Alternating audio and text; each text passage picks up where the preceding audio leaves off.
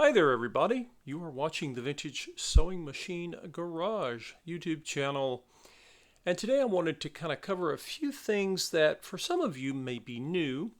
If you have any of Singer's Slant-O-Matic series, including this model 600E or 600E.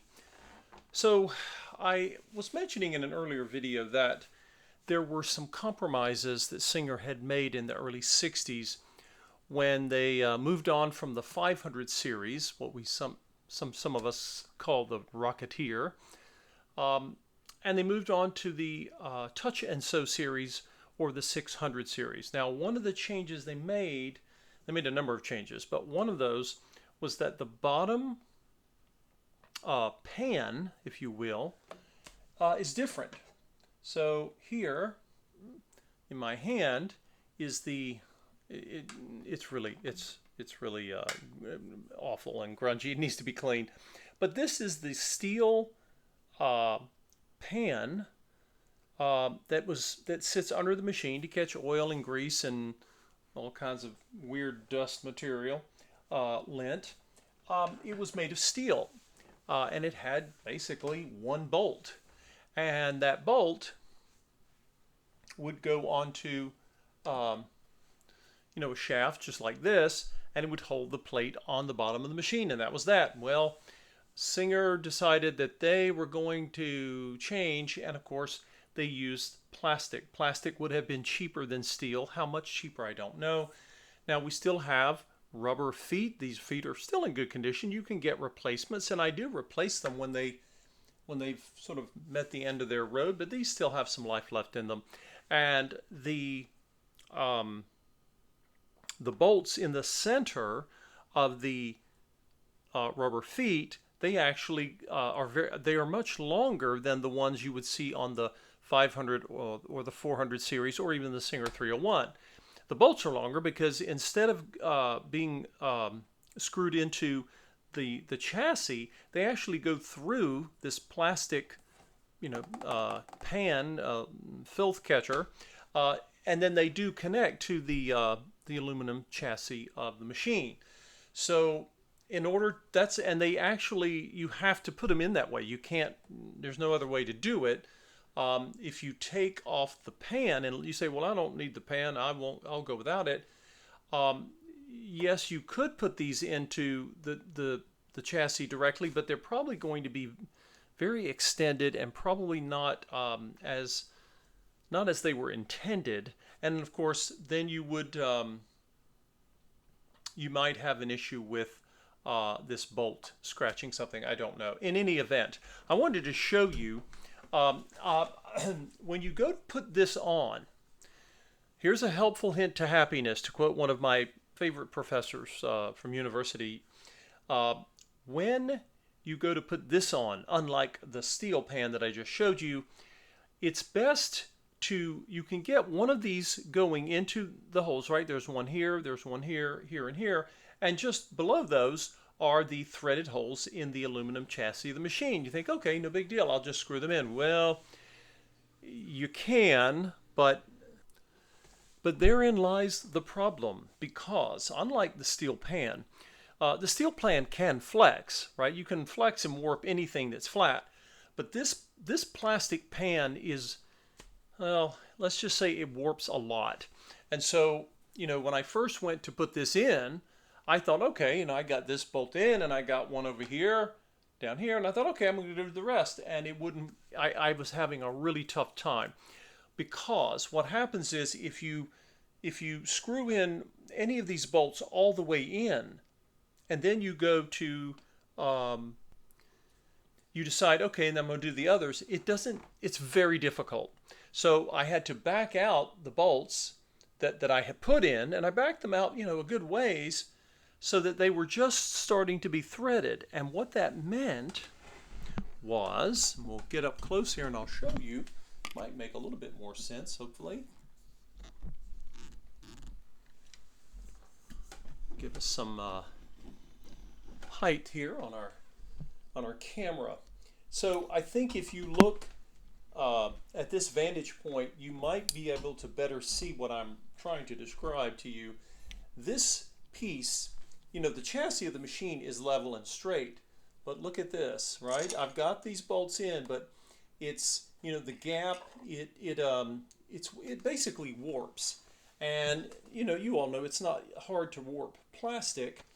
And so basically, if you want to get this in, if you want to be able to get all of the bolts in, I would strongly recommend that you don't do as I did the first time, but rather what you can do is you get one of your bolts going, and you should be able to see, because these bolts are much longer than the prior series of Slant-O-Matics, and you can actually see down when the bolt is going into the threaded hole. You start it, but then only get it as far as you need to. In fact, just get it to start to thread so it won't pop out, and then you come over here and you do the same thing, and then you do it again with the lower, I say lower, the bolts that are down here.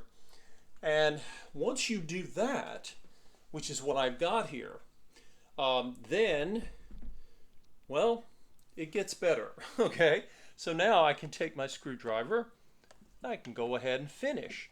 And I like to kind of go sort of diagonal corners, because when you have something that's so easily warped like this, it's a little, I find it a little better if you kind of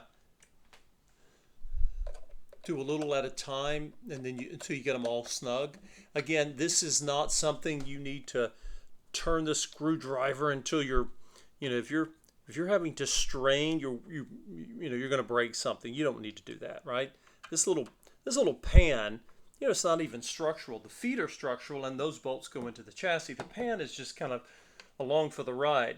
But like I said, if you want to get this back on, and it's designed to go on, no doubt, it's going to work a lot better if you do it in this order. So learn from my lesson that it will go on, but it's a little wonky. And again, you know, it sounds like I'm being hard on Singer for this. This piece here, it was a cost-cutting move, but you know, it's really irrelevant as far as the functioning of the machine. The machine doesn't sew any differently, and it's not, you know, this piece is not really under stress once it's bolted here. You know, it just sits there as a collector of, like I said, grease, oil, and any other kind of junk you can imagine. Now, while we're at it, we're going to finish, because we're not done. I kid you not. This machine, which, by the way, you could take, these rubber feet should have enough clearance. I'll test it with this. Well, it should, I say should, quote unquote, have enough clearance, but be careful. If you decide to put this machine just up on a tabletop and start using it, you're going to have to make sure that, I believe, if the rubber feet are still tall enough, it should. But remember, this piece is it flexes, right? So I personally would not do that. What would I do? I would put this machine, if you have it, if you have the case. Remember, I have the carry case and the cover. This machine did not come to me in a table. You could get tables for Slant-O-Matics, just like any other Singer, but this one, they just didn't, they chose not to. Just wipe out any dust I've gotten here before I put this thing back in. It's really not dirty, because again, that pan catches most, and there wasn't really much in the pan either. Okay, so I'm going to take the base. This is the base of the carry case, and see if we can get a good angle here for you guys. I'll show you. Now, you might think, oh, well, then I just need to put maybe get a a little felt washer, ideally, and put the bolt on. Well, you know, because that's not how this works. On the touch and sews, it works differently, and it only goes on one way. So you see this big shaft here, and you've got this hole right here, okay? And if I hold this further away from the camera, you'll see that that's the only one. That's the only way. These areas are different, okay? These are actually going to be different, and I'll show you where those go. So, do you guys see this hole here? And then way over on the left, like way over on the left, is this one. These two holes, and I have no idea why Singer designed it this way, but this is how they rolled. That's what they decided to do. So what I'm going to do here is the machine is actually going to go into the tray, and then I'm going to, the best way to do this is for me to literally pick the machine up and,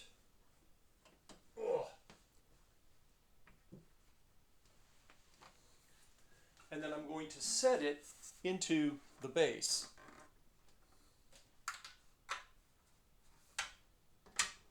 Now pay very close attention to the way you do this, because it, like I said, it only goes in one way. That big shaft that our thumb screw is going to go onto, remember it's only in one spot here. So let's make sure we've got everything where we think it's supposed to go. And by the way, these rubber feet are going to go into, you guessed it, the two holes. There's holes on either side of the carry case, right? There's two on the right side, up and down, and then another two that are they're not exactly symmetrical on the left for whatever reason. That was Singer. That's how they rolled.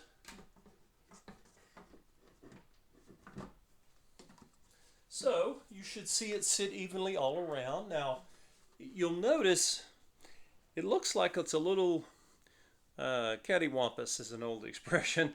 Why is it higher here? That's because, and I'm doing this very carefully because this thing's not attached to the tray. If you just turn it over, it'll go flying. But let's look underneath. Why? Of course, one of the rubber feet is a little off. So we've got our feet over here. They came right through, but this one's probably a little distorted. So I'm going to try, see if I can get it to cooperate.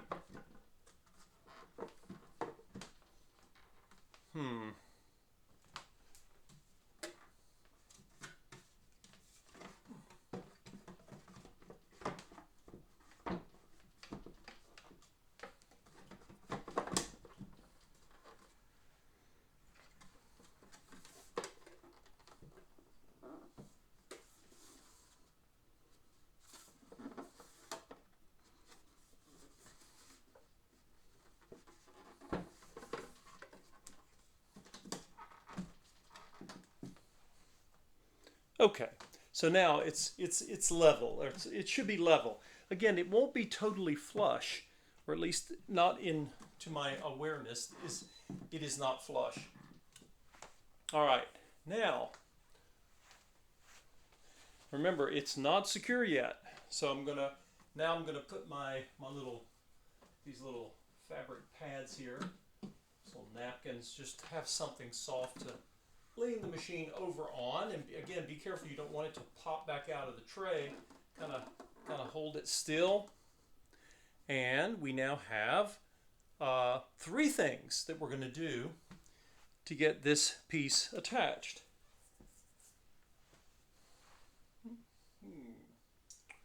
Here they are.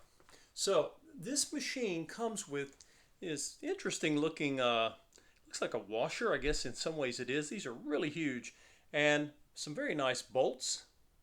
And one of those bolts is going to go there, and the other one's going to go here.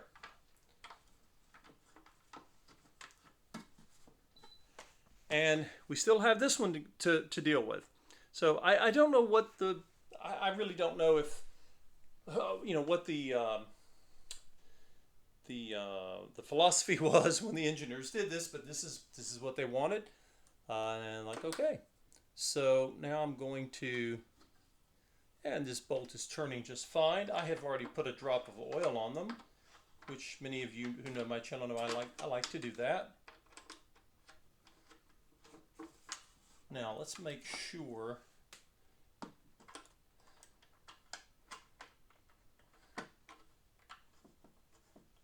all right.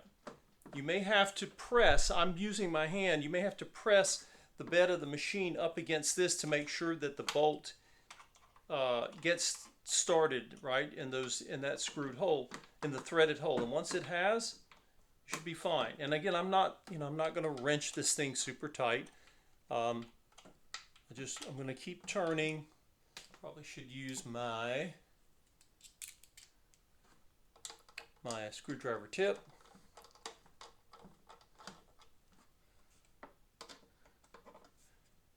And this may also help level the machine a bit. Now remember, the steel bolt is going into an aluminum threaded hole, and that's fine, but when we're pressing against plastic, okay? So, it's starting to get snug here, so I'm going to turn it, and I'm just going to stop. I'm not going to keep going and wrenching it super tight, right? Let's give the plastic a bit of a break here. It's gone a long time, and we'd like to keep it intact. Okay, so the red felt washer that you see here, this actually came off of the Singer 503 I'm working on, the 500 series Slant-O-Matic, and I think it might work, but I don't think that's meant to be there. But I did find, and this came on one of my machines, I'm not sure why, it's a felt washer, just a little smaller. And if you don't have a small felt washer, it's very possible. In fact, I can't remember if this machine had one. I don't think it did.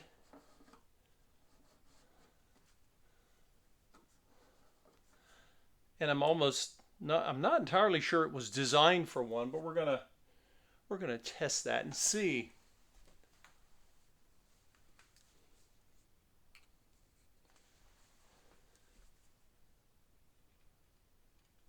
Just put a little drop on the threads there.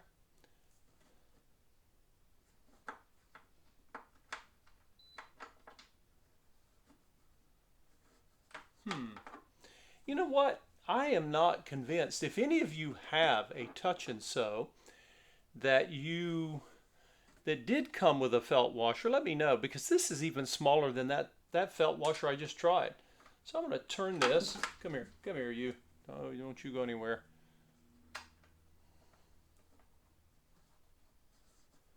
And like I say, unlike this is the bolt that you typically see underneath a Singer 301, the Singer 400 series, and the 500 series. They look similar to that. This one is larger, and it has a slot for turning.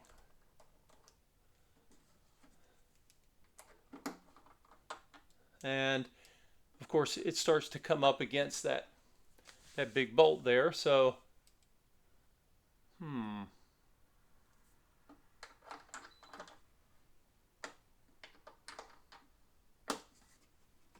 and I think that should be sufficient. Okay, so now notice, if you look closely, you'll see I've got the rubber feet here. They stick out a little more here and less over here. And I don't think that the rubber foot is caught. I think it's a little warped. Remember, these are the original feet, and so they have supported this machine even when it's, tucked away in its base. All right. Anything else we need to remember? If you've been watching this series, you might have said, hey, how did the top get back on? I put the top on myself, but I'm going to just show you guys right quickly how to do this. This is not unlike other Slant-O-Matics, except, of course, they normally have 2 bolts. This machine has 1. I think the others have 2. I think that's right. So the bolt is off, and remember, you can open the slide door, make your life easy, and then this slides. So again, This will make more sense here. Here's the hole. If you can't see that, remember you got to lift you have to lift up the little little lid here, right? It has all the stitches on it. So this hole here is going to line up with that one, right there. Now, the way to put this back on is you want to get this not quite lined up, right? You want to get it where it's flat. Now, when you first see this, you might think, hey, what are you doing here? Because this here is sitting off. You might think, oh, it's not, keep in mind that the reason that the lid, the reason it's not sitting up on this lip is because, remember, okay? And it might be easier just to have this closed so you can kind of tell, how flush you are with the top of the machine. Okay, so you'll notice that when I go to put it in, if I put it all the way above the hole there, I need to kind of come here. So I'm guessing this lid, the whole lid together, move back a bit so you can see more of the machine here. What you're going to do is you're going to have it here, and you probably are going to want about a little over 1/4 of an inch gap. I'm going to zoom in here so it'll make more sense to you.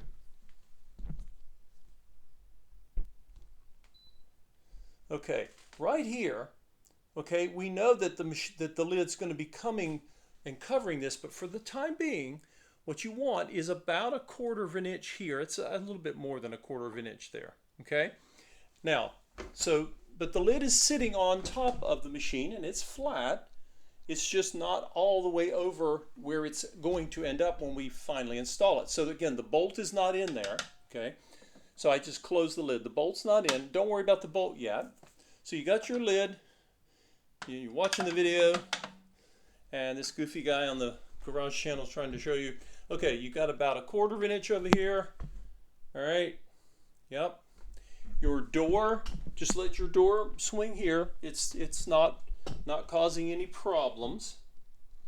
Now, we're going to lower the camera, and I'm going to show you or remind you, you might remember this when I took this off. In fact, I'll show you. You guys remember this? Right? So this bracket is this one, the one that I'm trying to put in front of the camera. This bracket is super important because you can't really get your lid to stay on without it. So this bracket has two purposes, okay? This piece here, right? And this piece, when this lid gets slid, okay, when it gets placed on and I slide it to the right to make it flush, these two pieces, I think I've got that right.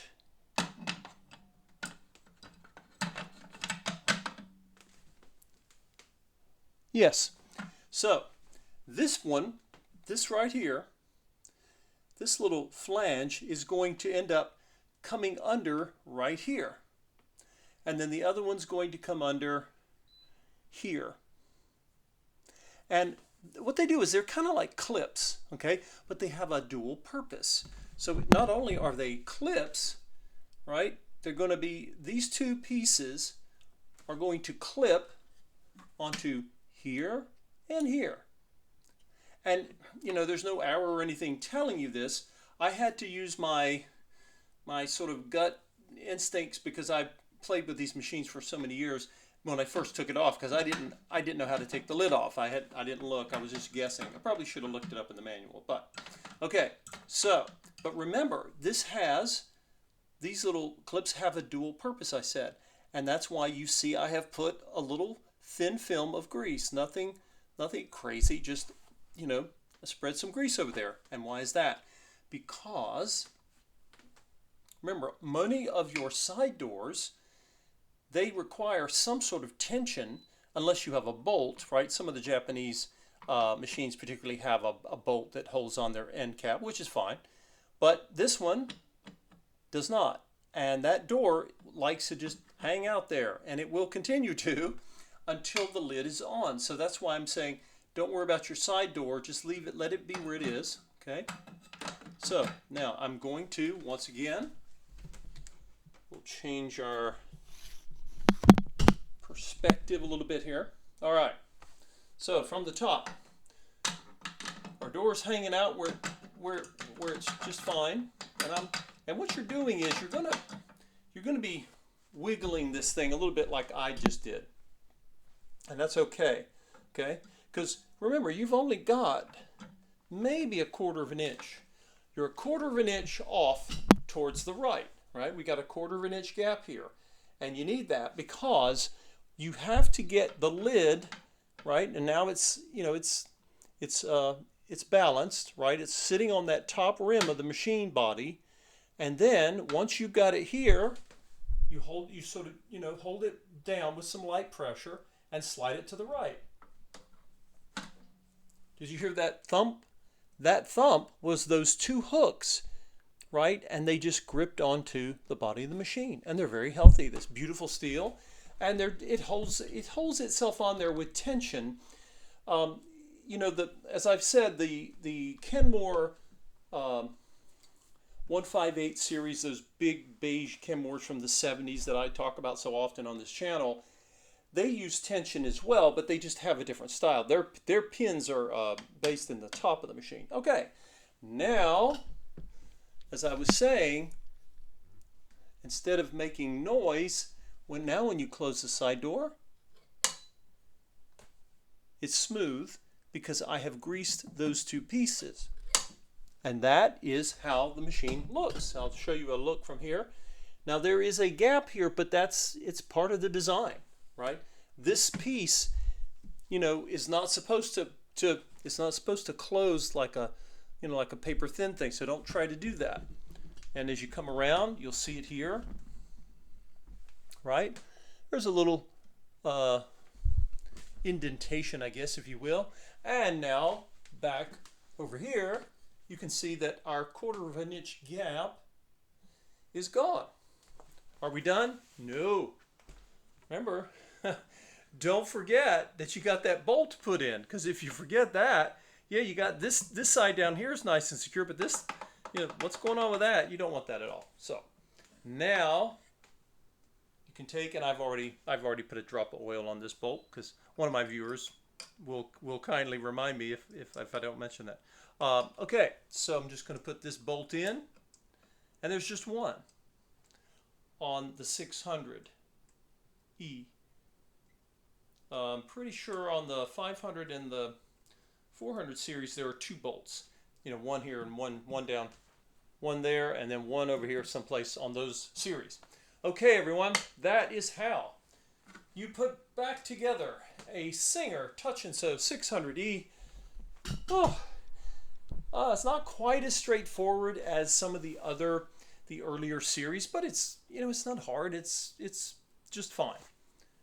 And I must say, I see no scratches, no chips on this machine. You know what? This machine, I've told all of you, it's Singer's swan song. It's also, in vintage cars, we often refer to a car that never gets driven much, you know, it stays nice and dry and clean in a garage. They're called garage queens. Well, this was a carry case queen because I just don't see very much use on this machine, which suits me just fine. Almost, it's not new old stock, but it's about as close as you're going to get. If you have a Singer Touch and Sew 600 series, it may not be a 600E, it could be 600 something else.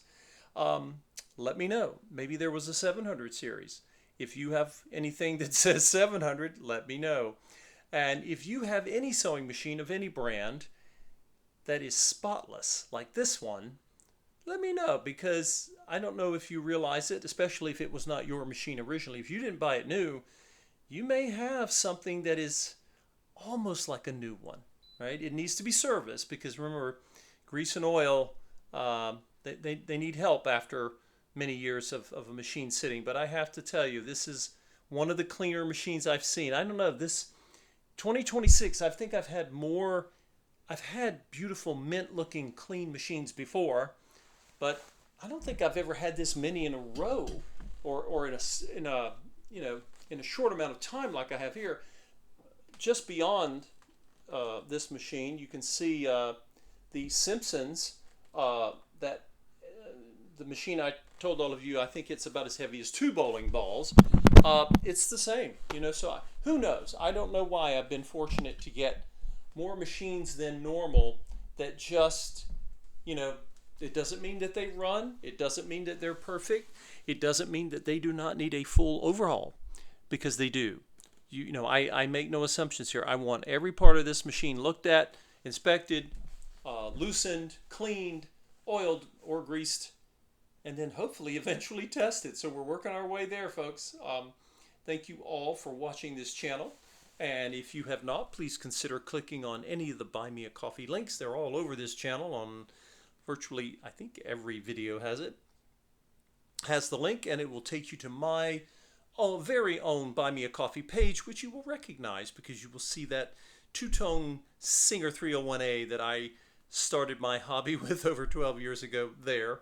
And you can donate to whatever you feel is appropriate to help me purchase more machines, get more machines saved, and hopefully get them here on the channel. Thank you all for watching, and I will see you in the next video. We're making our way, we're working our way towards trying to understand how this machine works, because if you've never sewn with a touch and sew, or if you've never seen a touch and sew, so much of this machine may look similar to Singer's past Slant-O-Matic series, and you would be right, but there's one thing about these touch and sews that's very different, and that gets to what I was hinting at in earlier videos on this machine. Basically, it's just an amazing engineering feat. So if you have one of these lovely machines, put your comments down below, and we will see you in the next video.